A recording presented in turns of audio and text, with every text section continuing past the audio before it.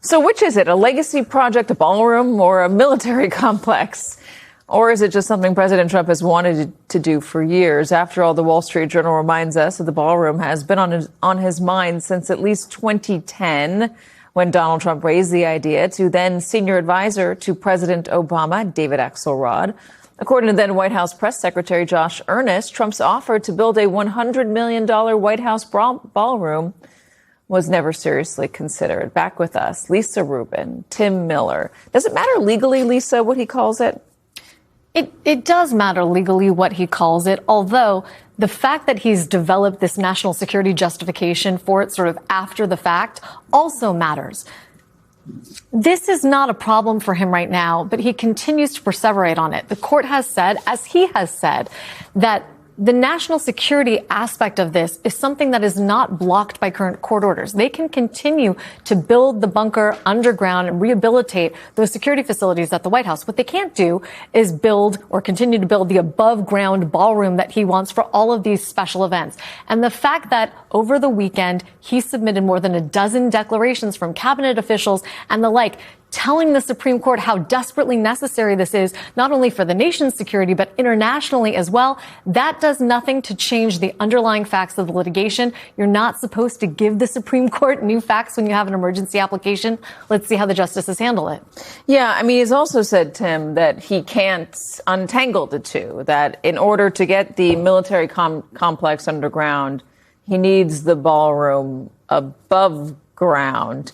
Do you buy that argument? No, and I think the key fact here is that they control Congress still, right?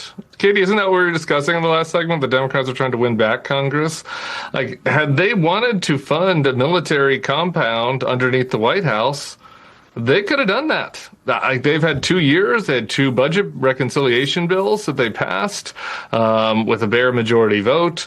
They could have included that in there and had the legal standing to do whatever they wanted from a budget standpoint. That's what happens in our system if you end up controlling Congress and the White House, obviously within the other laws, and sorry that there's no other laws that would have allowed it to be overturned by the courts, but they could have easily done this. They didn't do that.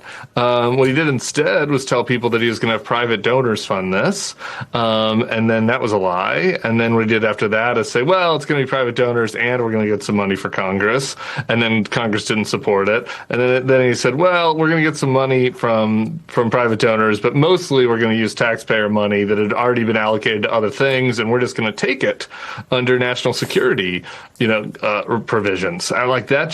That isn't how the system works. It is illegal. I defer to our legal experts on the panel on whether the courts are going to be able to stop it or not.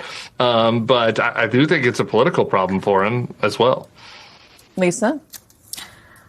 I don't know what the court is going to do here, because even if the court decides, as I think it should, that he has exceeded his authority in doing what he has done to the East Wing, we are left with a big gaping hole in the ground. And a judge has said, it's not my problem. I'm not the one who dug the hole. Donald Trump dug the hole.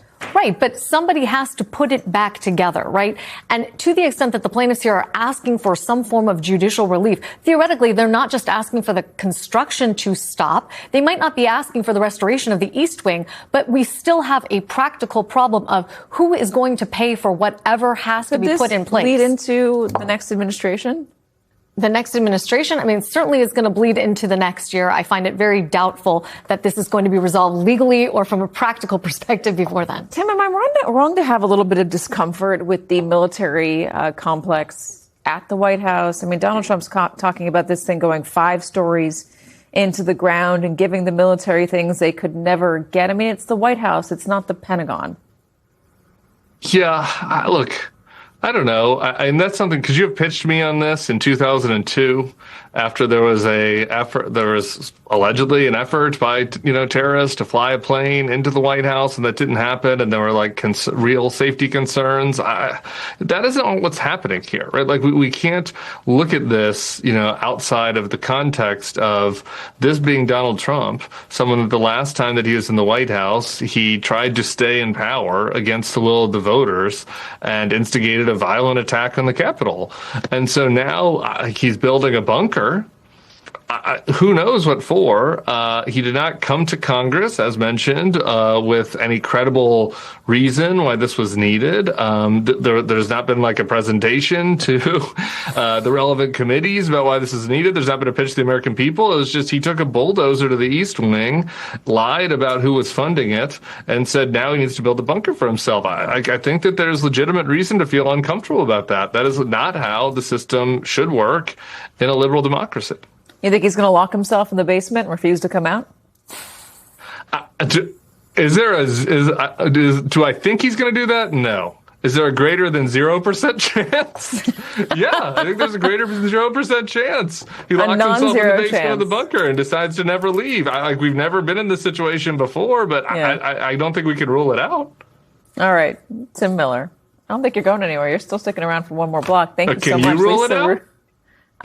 No. I mean, I don't know. I mean, I feel like, no, you can't rule anything out with him. But I don't know if a basement is the kind of plush space that President Trump wants to enjoy. Depends on how cushy the cushions are.